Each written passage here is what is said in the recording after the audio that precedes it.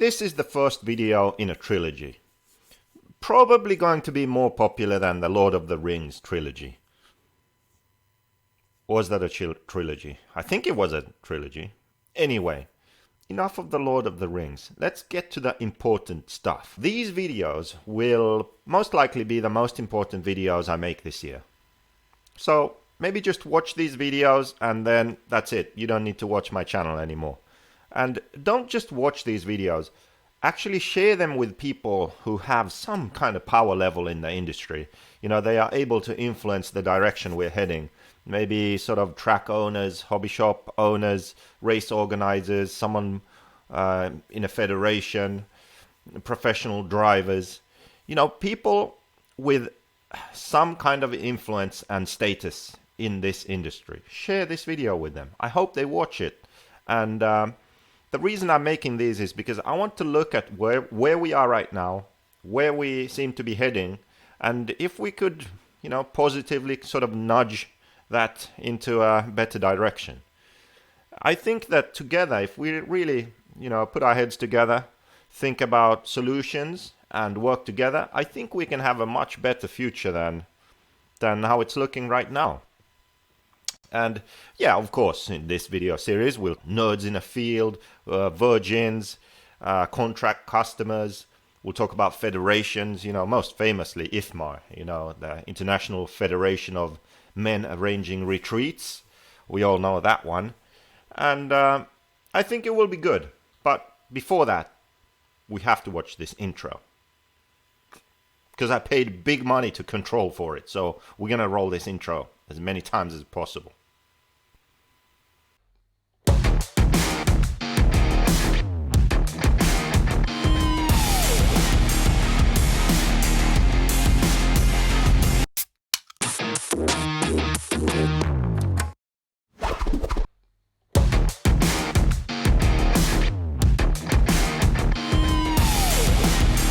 Okay. Enough fooling around.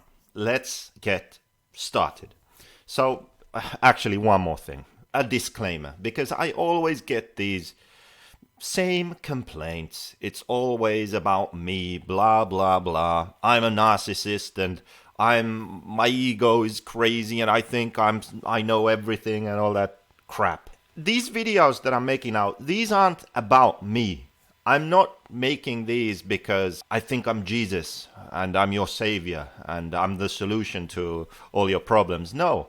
And I'm not making this to benefit me or only me. I'm making this to benefit me too, yes.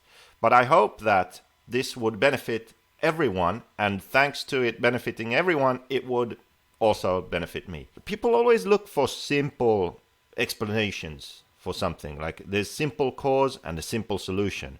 So, it's my fault that RCGP didn't transform RC racing in 1 year and become a major success. Like, that's my fault. Oh, okay, clearly. You know, problems in this world, issues, they're nuanced. They have many different causes, and the solutions are complicated, involving many different things coming together and solving the problem. So it's not as simple as just pointing fingers at one thing. In this video series, I want to delve into this subject and figure out what's going on, why is it happening, and how can we solve the problems together. That's what I'm doing. So try to forget about me as an individual. Try to just think about the ideas that I'm presenting here. They aren't all my ideas. I've spoken with various different people and listened to what they have to say also. And I've thought about it myself and come up with my own ideas also. So it's a mix of everything. Let's not make this personal. Think about the ideas. Just remember that.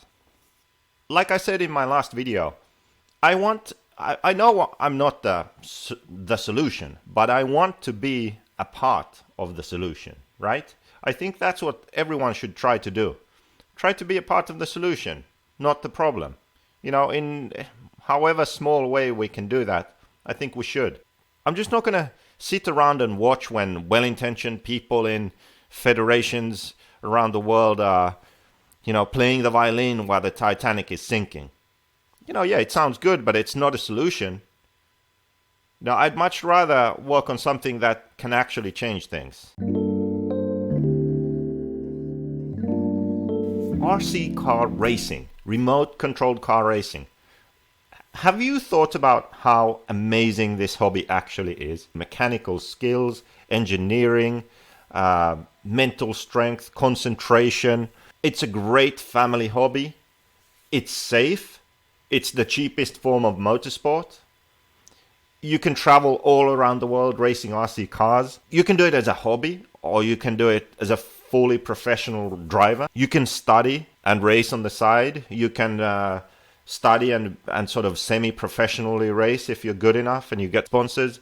You can have sponsors fly you all around the world racing at different events while you're studying and getting a degree. And to be honest, there's no better way to see the world, really, because when you travel racing RC cars, you go somewhere to the other side of the world and you immediately have a connection with people because you have a common interest. So instead of just going somewhere unknown as a complete outsider tourist, you have locals who'll show you around, take you to the great food places. You see the local culture, you learn about different countries and cultures. All the while you're racing remote controlled cars for fun, but who knows? It could be your job one day too. So there's so many levels to it. It's amazing. Safe, cheap, fun, exciting, and educational. And you can do it with your child if you're a parent, or with your parent if you're a child, which I've never really understood. I'm actually happy my dad wasn't into RC cars. Who would want to travel with that guy? Not me. What I'm trying to say is there's no way of telling where this hobby could take you. It can just remain a hobby. It can become a sport for you. But having said that, there are some problems. And I think, first of all, we just have to establish one fact. And that is the fact that RC racing can die. It's not something that's guaranteed. I think that people just assume that, oh, it's fine. RC racing will always be here. But the truth is that it's not like that. I mean, look at rollerblading. What happened to rollerblading? That used to be a thing, right? This is like rollerblading. Everybody fucking rollerbladed, and then there was that one fucking homophobic joke, and then everybody acted like they never did it. And then 100 million fucking rollerblades got thrown into the fucking ocean. Or slot car racing. Where did slot car racing go? Out of 49 places like mine,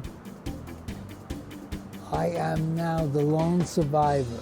It's dead. It used to be huge. I'm not talking about bashing and RC cars in general. I'm talking about that people who actually race. To race, we need a track. So if a track goes away in your area and there's not a track within driving distance, for you, RC racing is dead. Unless you can figure out a way to get a track built somewhere, you can't race RC cars. Bashing in a park or something, I'm not interested in that. I'm not talking about that. I'm talking about racing on a permanent RC track built for 10 scale, 8 scale, 5th scale, whatever it may be, on-road, off-road, the kind of track that could host any big race in the world. That's what I'm talking about. And that part of the hobby can die, and it has died in many areas. There are many places that used to have tracks that don't have tracks anymore. There are even countries that had that. So Lefty from the No Name RC podcast, he lives in the Dominican Republic. They had a couple of tracks. They closed down. They didn't have any racing in the Dominican Republic, the whole country, for a few years. I believe now they got a track built and restarted the hobby. RC racing was dead because they didn't have a track. So just keep that in mind. The tracks are the lifeblood of RC racing. If we don't have tracks, we can't race.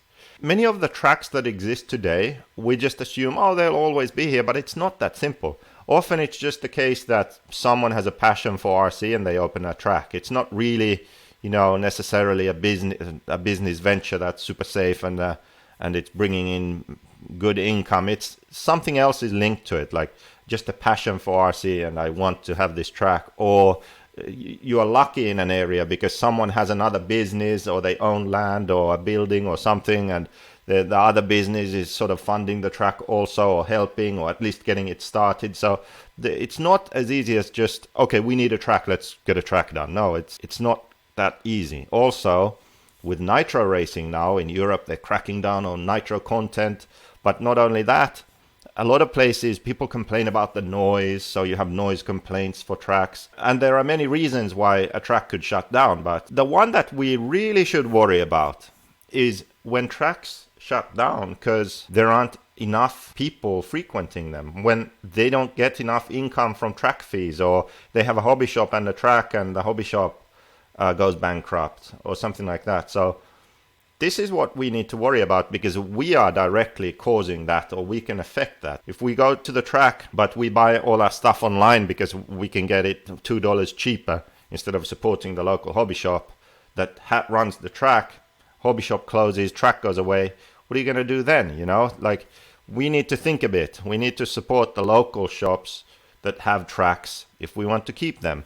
But there was now other key point I said, which is, if enough people don't go to the track, it doesn't help if there are some people who go to the track but not enough to keep it open. That's a problem, and we have to solve that somehow. There's nothing those few people can do to keep the track open necessarily. You know, we need more people to be able to have a track. Now, why don't we have enough people? Well, here's the thing. I think we live in an interesting time right now, in my opinion, because I think RC racing is as good as it's ever been, but at the same time, it's pretty bad. I can't say that it's worse than ever, but it's really bad at the same time. Now, to explain that, it's as good as it's ever been because we can expose it to so many more people than before. We can get it in front of millions of people on YouTube and social media through videos and pictures, and new people discover RC racing. People who didn't even know it exists see it for the first time online. That's something that we weren't really able to do before. Also, the cars themselves and the technology is just so much better now. The cars are stronger, they don't break all the time. We have 2.4 radios and lipos, brushless motors. It's a lot easier. It's a lot easier, more maintenance free, better products overall. So we can expose more people to it, and it's easier. Those are two great things. That's why I'm saying that RC is maybe the best it's ever been. And for the racing side, the racing is at a very high level. The drivers are better than ever. The skill level is super high in racing. We have some wonderful tracks all around the world. We have the ability to watch a race on the other side of the world live, with live results, live video feeds very often. So the coverage is also good for people into racing. So the technology basically has helped our hobby a lot. So that's why I'm saying that it's the best it's ever been. And a lot of people have been exposed to RC racing. I actually think that there are more people with RC cars right now in the world than ever before. But those cars are not intended for racing. They have Traxxas cars and armor cars and all these monster trucks and these sort of play cars, you know. Where we are failing big time is if it's true that we have more people than ever before with RC cars, why aren't they transferring over into racing? We need to ask that question. We need to figure that out, because we need more of those people to be inspired to race. That's what we need. And now we get into why I said that RC racing is in this weird situation where it's the best it's ever been, but at the same time, it's really bad. We could sort of simplify it into two problems that we have. And if we can solve these two problems, I think that we'll be in a much better place.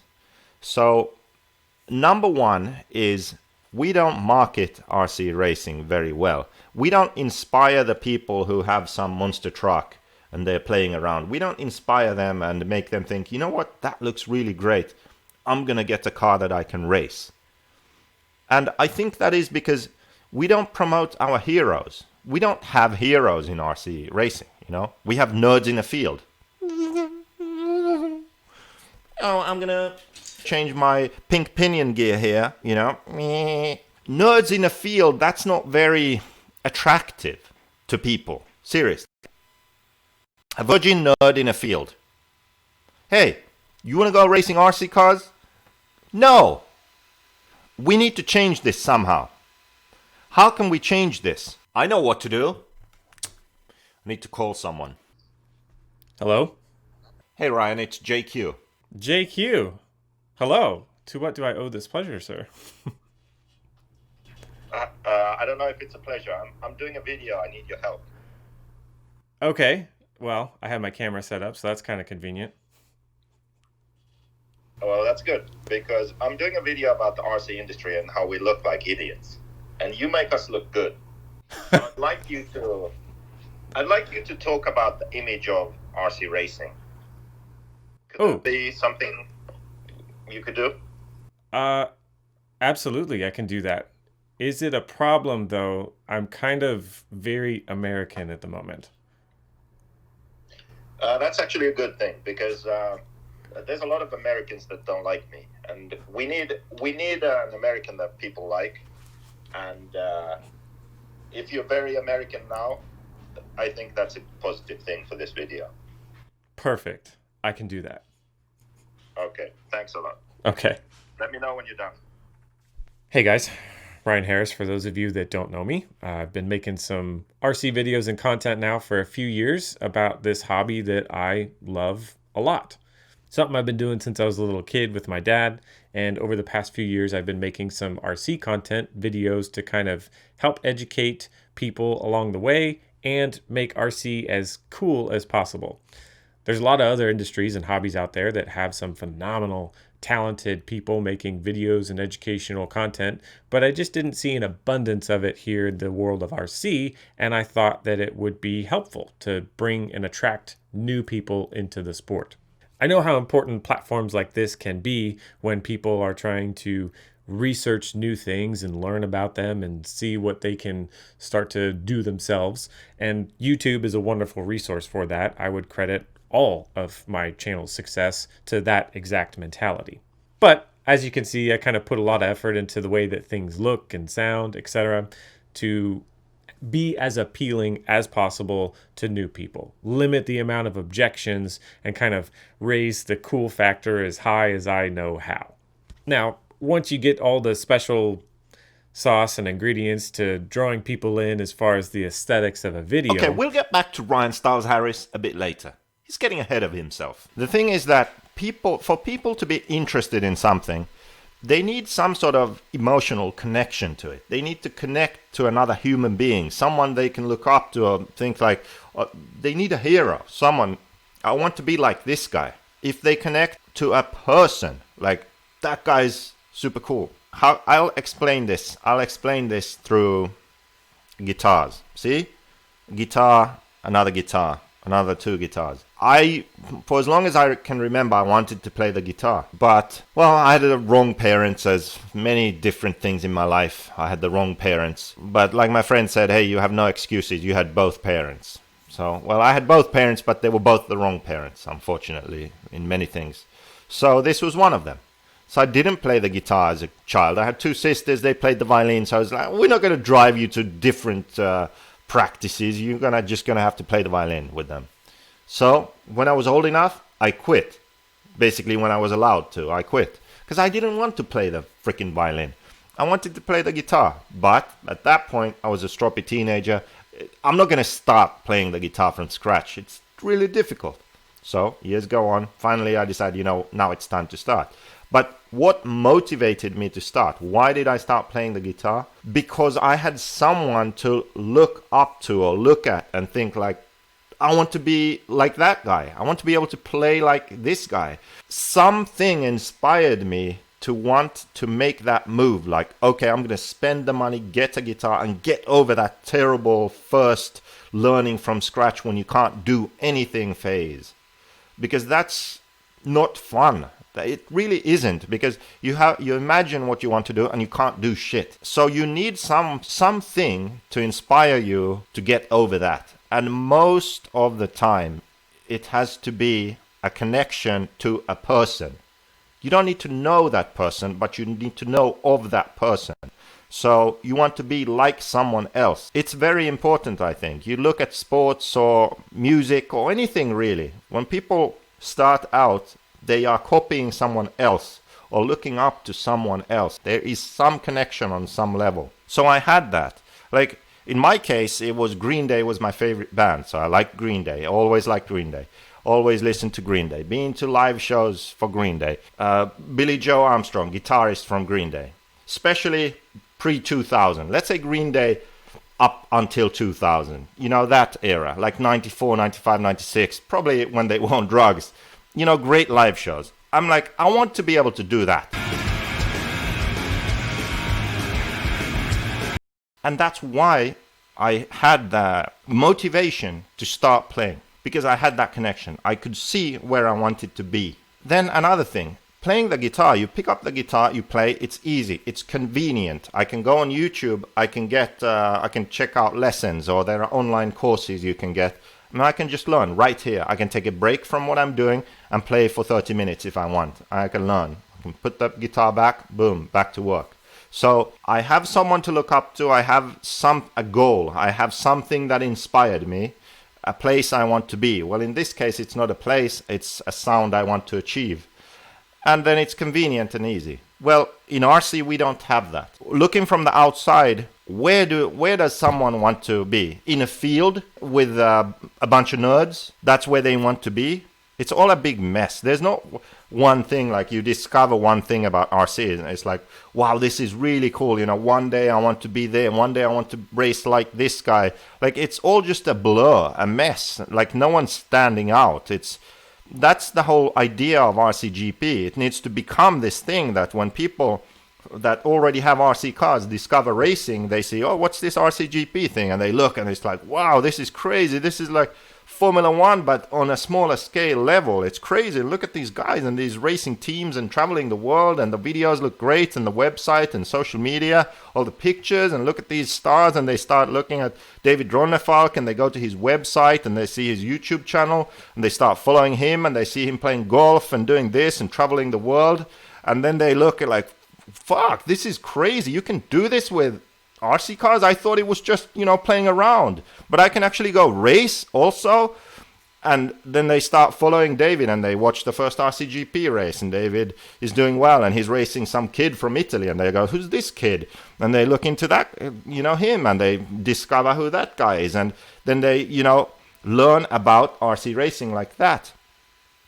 If that's the case, then maybe we have more people who have enough motivation and inspiration to think like, I am going to get a racing car, go to the track, learn to drive around the track, get over that hump to where I start enjoying myself, and then they're hooked.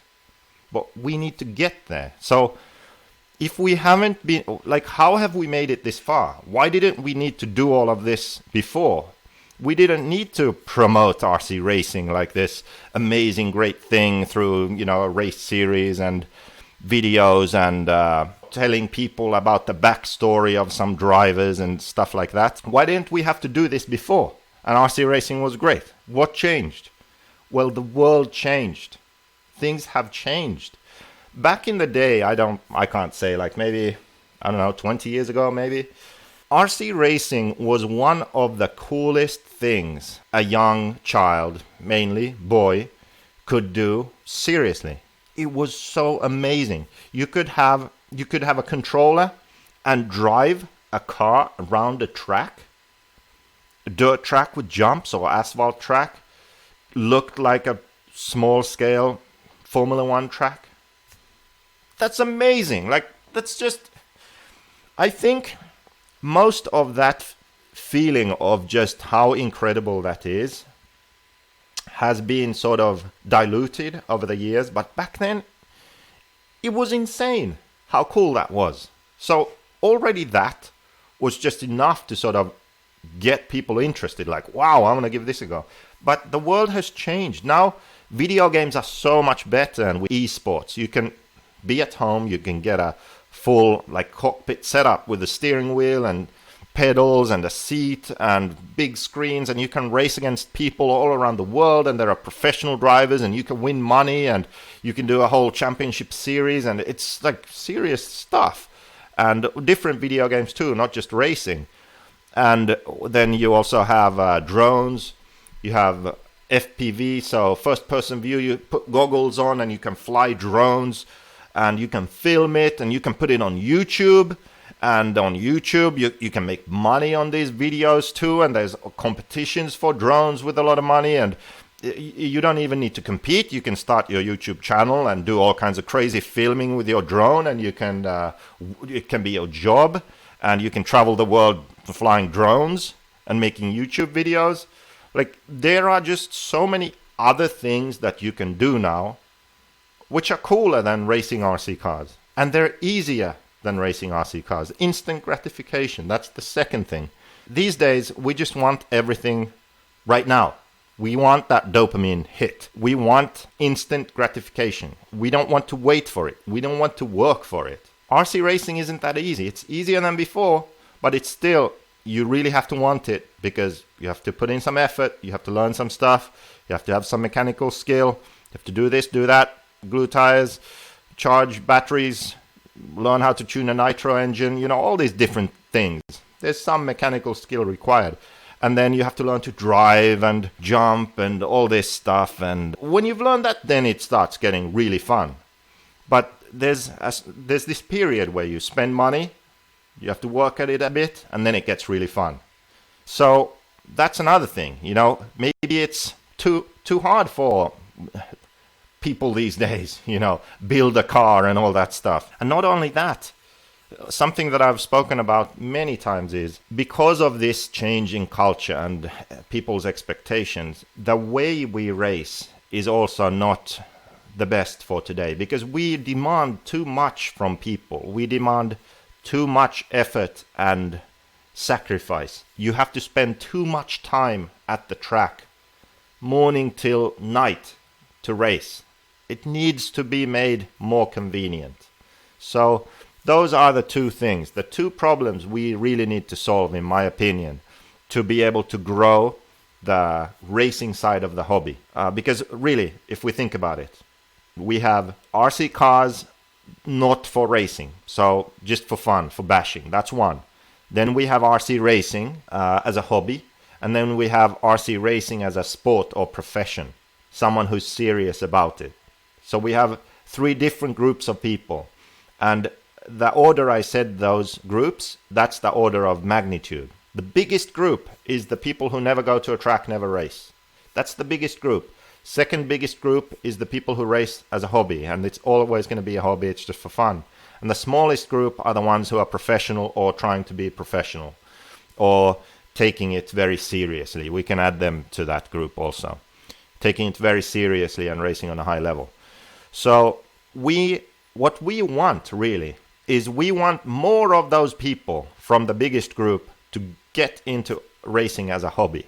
And at the same time, we still want more people from the outside world to get into RC on some level, just not racing as a basher or directly into racing as a hobby.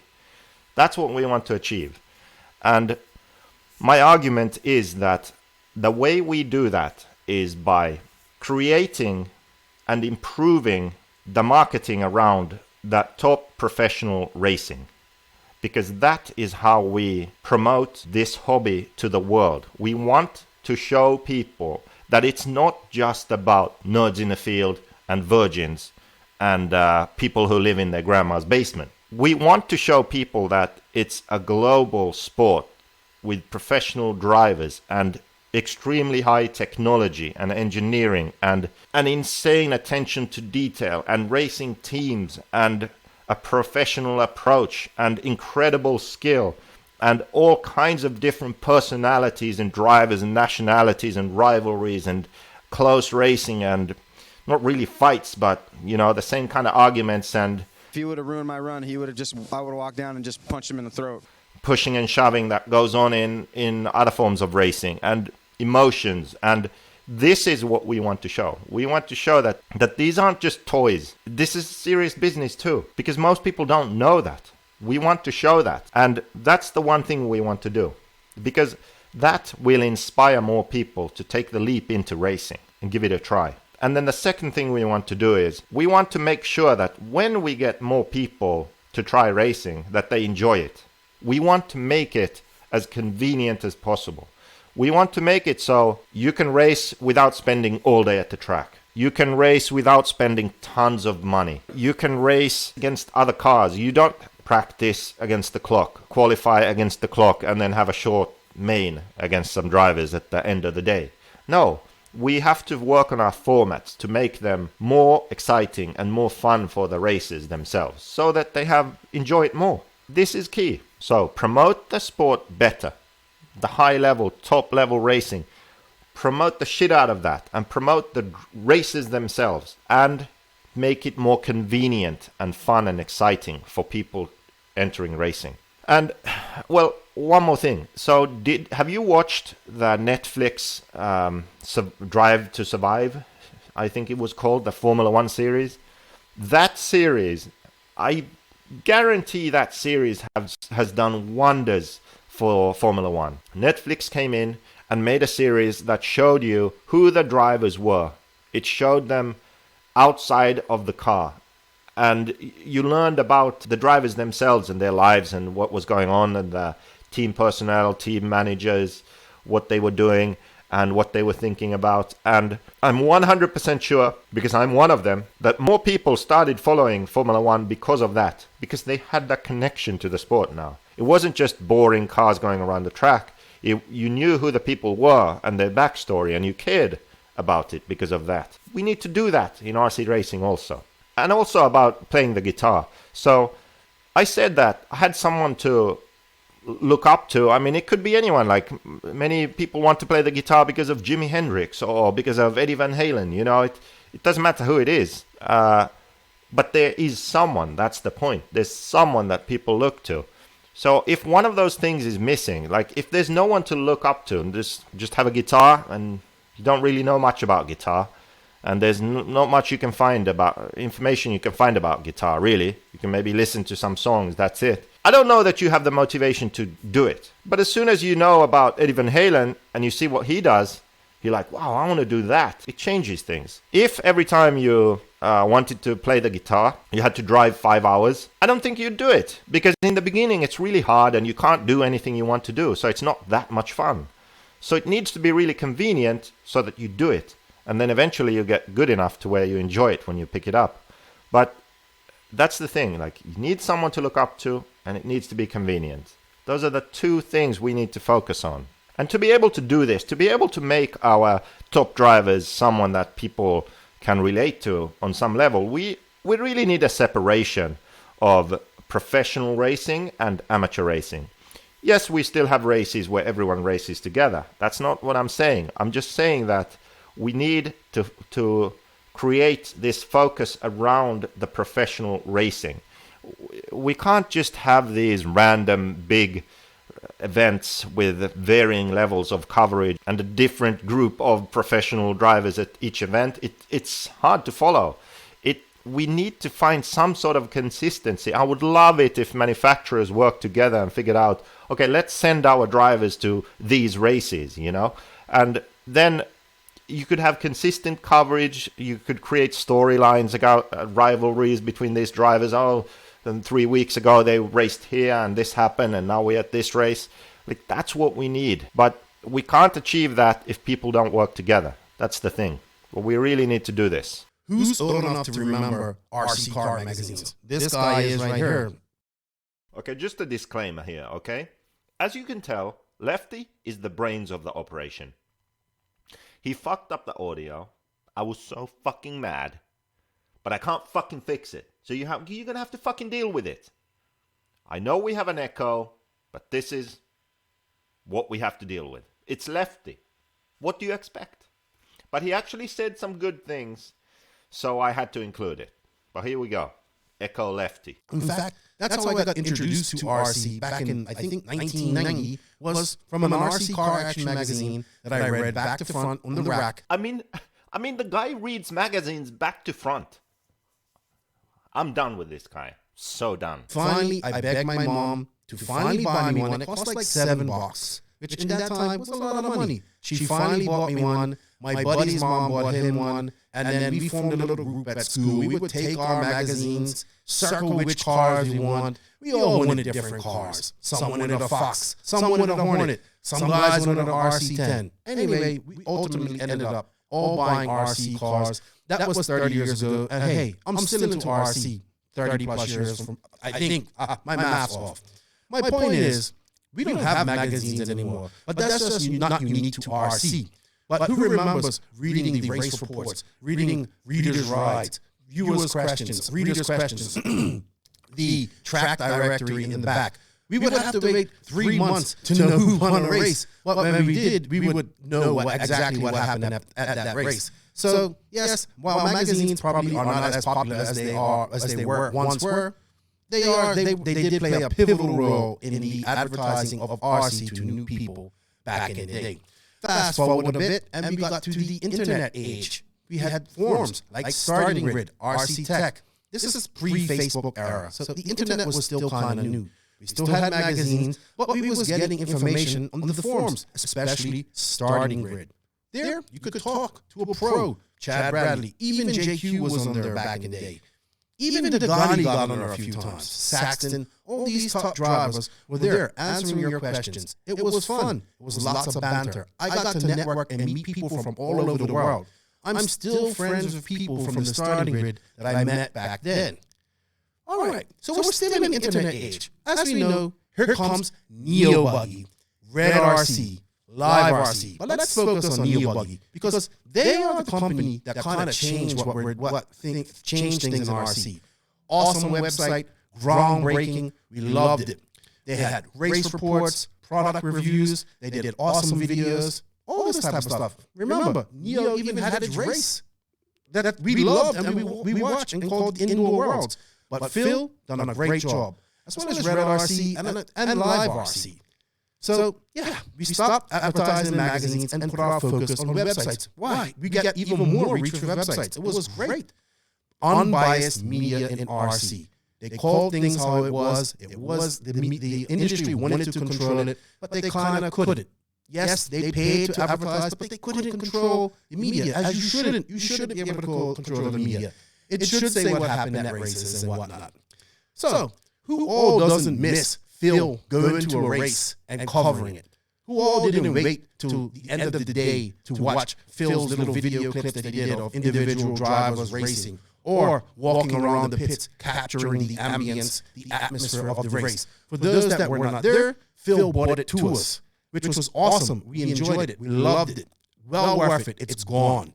Fast forward, not fast forward, but also Red RC did similar things for the EOS racing, European side of things, on-road racing. Awesome coverage, awesome race reports, and unbiased at that. Live RC has done a great job of covering races, but let's be honest, they haven't really been able to cover races lately because the industry isn't supporting them to go to races because it costs money, but yet we want to see these races, so it's weird.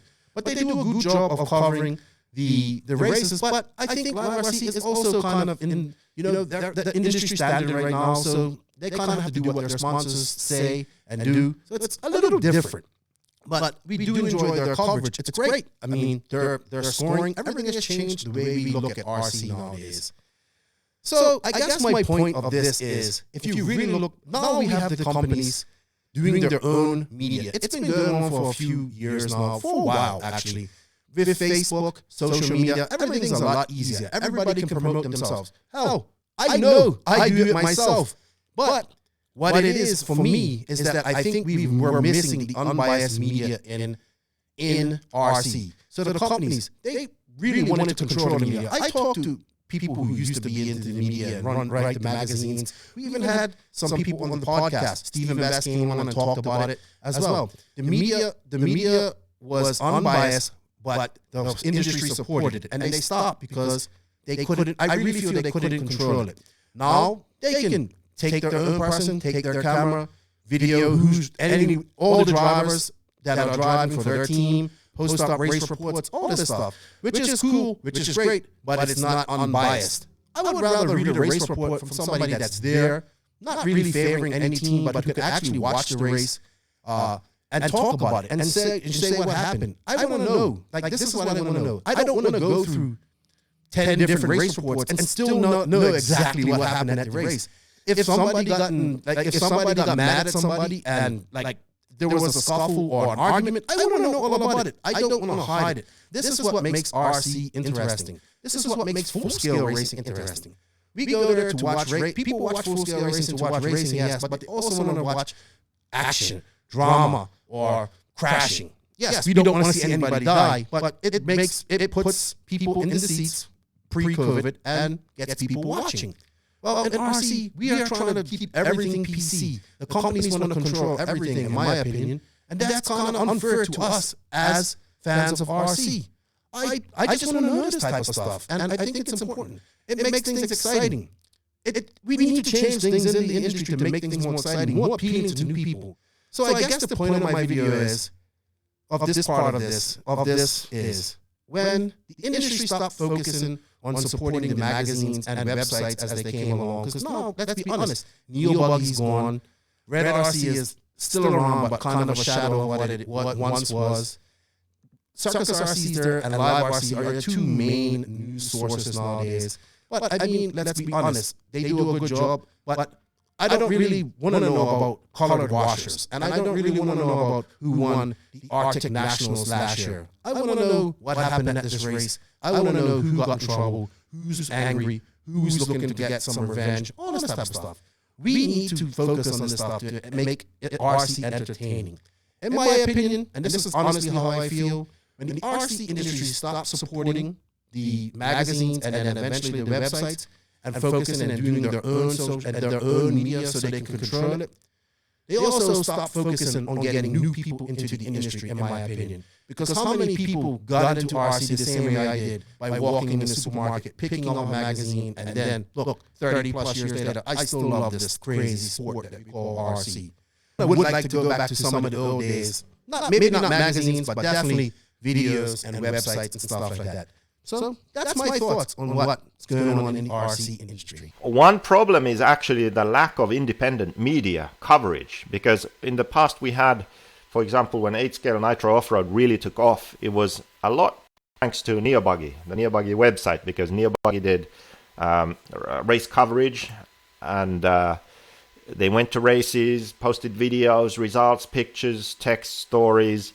Also Red RC started doing it, and it helped the class grow because people saw that racers, the races themselves, videos, pit walks, they got interested in the class largely due to that. And now that we don't have that, it's a problem, because now we only have brands themselves promoting themselves, or then individual drivers posting, some short videos on their own social media. But there's not one place you can go and you can really see what's happening at a race. You can watch live feeds and watch results, but it's different to have the sort of coverage that Red RC, for example, always did at the EOS events, where they go there, they take pictures, interview drivers. You can really read about every aspect of the race, that what's actually going on, and then you can watch videos and see pictures and what's new in the pits. That sort of comprehensive report, that's what's missing when we don't have independent media. And I think that's a problem we're going to have to deal with in the coming years if we don't fix it. And why did that go away? It went away because instead of paying these media companies, websites, sponsoring them basically with adverts, manufacturers and brands started promoting themselves instead. So they would film their own videos, take their own pictures, and they wouldn't pay a media company to cover an event, for example. So this is a trend really that has permeated every aspect of the industry, where everyone is just focusing on doing things that benefit themselves and not the sort of greater good or industry at large. It's more about, okay, I'm going to do this because this will benefit me and it won't benefit other people. It's just me. I'm focusing on me here. Kind of that kind of thinking. It's really annoying.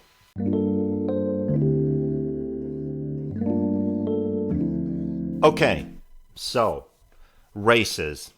What can races do? How do we get more people into racing? How do we stop tracks from closing? Is there something we can do differently? Well, over the years, I've spoken to quite a few beginners and also people who don't really race, but they have RC cars. And you know what the number one complaint is? I was actually surprised at this myself. But the number one complaint that I have heard is that new person goes to the track and they don't feel welcomed. They feel discouraged because they're met with arrogance and rudeness from the racers at the track. I don't think that it's necessarily intentional. Most of the time it's probably not intentional, but it's the kind of thing I'm sure you have actually, when I say this, I'm sure you've experienced this too. You've witnessed it, at least. If you haven't done this yourself, maybe. Shame on you if you have. I mean, I've probably done it. Let's be honest. So someone shows up at the track and they have some complete piece of shit thing because they don't know anything about RC cars, right? But the thing is that instead of just helping them, supporting them, getting them going, you tell them that they have a piece of shit car. You know, they could just throw that thing in the trash. Now, that's not the right approach, especially if it's some like kid, some teenager, for example. It's probably going to be a bit of a daunting and embarrassing situation going to the track when, you know, there's 9-year-olds doing donuts around them out there, you know, and they can't really drive the thing and they're having issues and they don't know much about it. They are interested, but they don't have the knowledge yet. And then if someone at that point is telling them that they have a piece of shit car and throw it in the trash and that it's no good and they need to spend all this money to get this and fix that and upgrade that, they just might not come back, you know? And that's been the number one feedback I've got from people. So we as racers, we need to think about this for a minute. We've all been beginners at some point. We've all been there. We've been newbies. We need to welcome these people in a more positive way.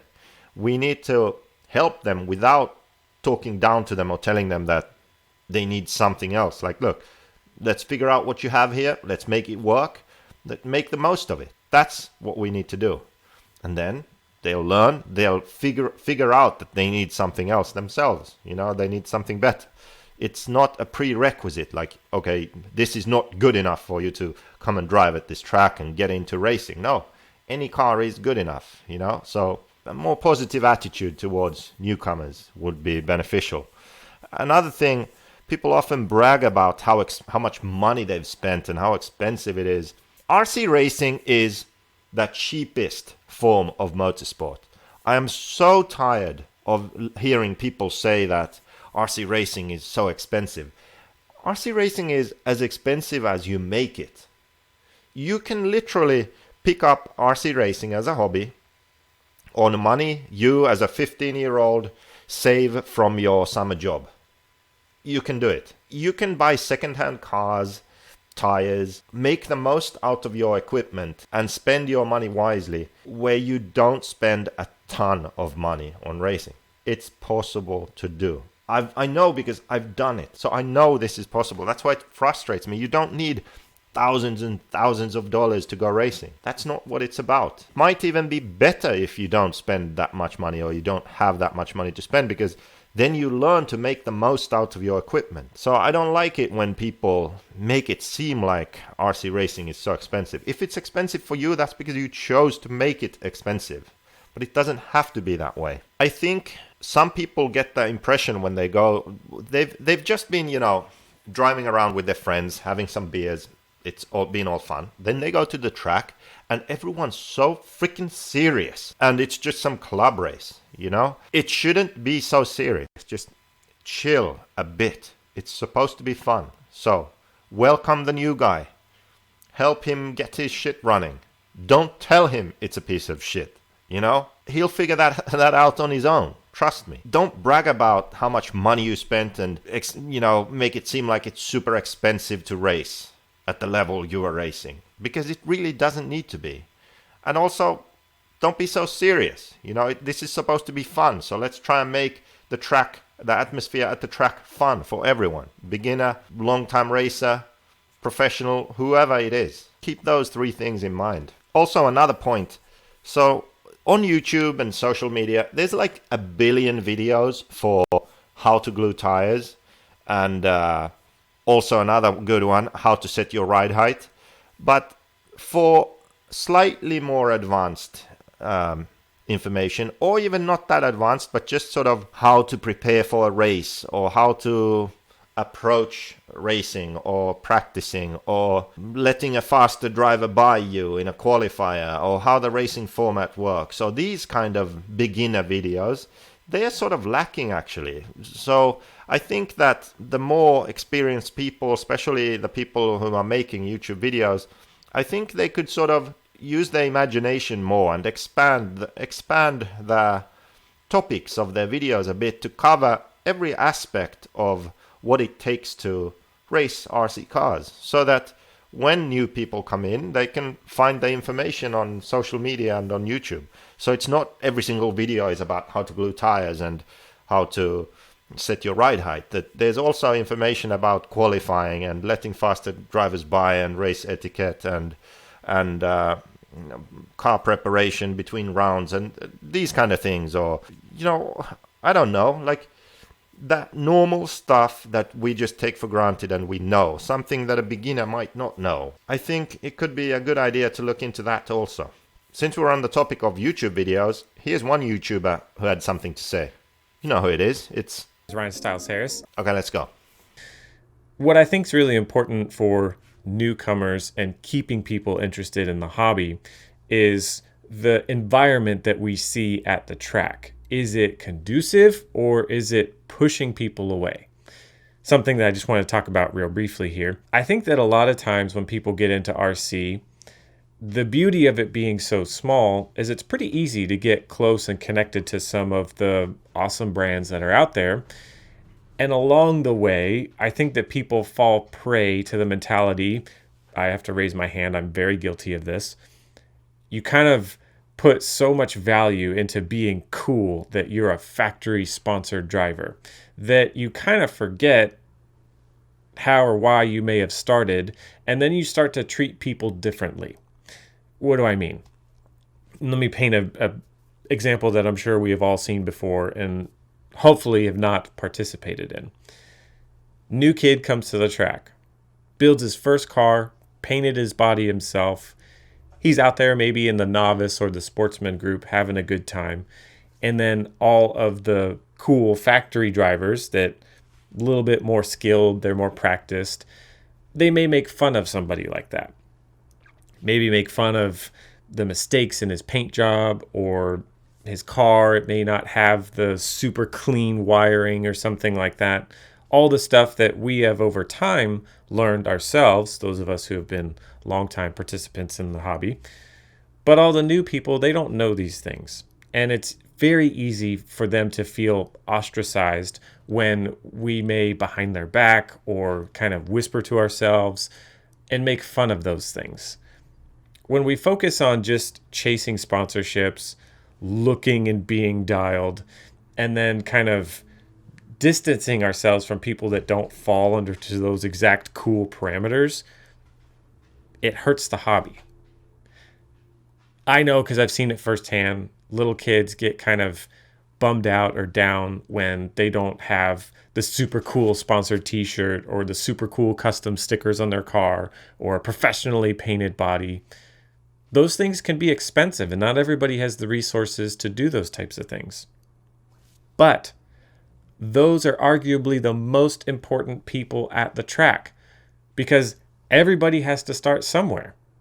Everybody's going to have a car that was so hideous that they're embarrassed they ever owned it, but you have to go through that learning process.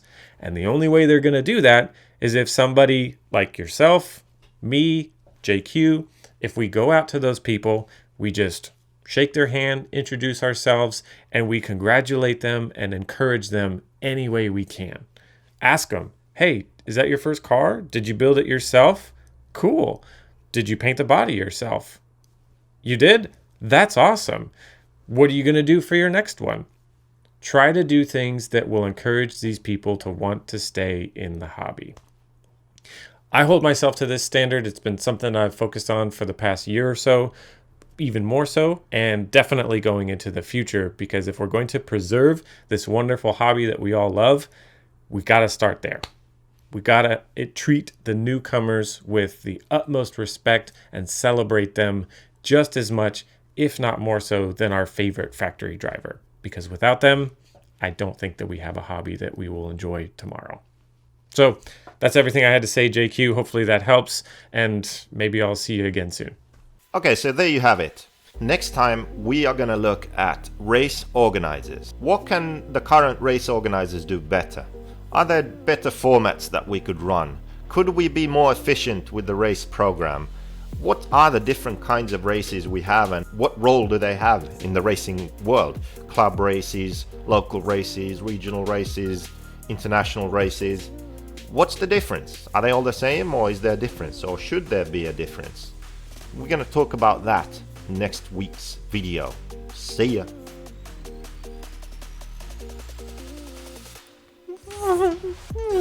Nerds in the field.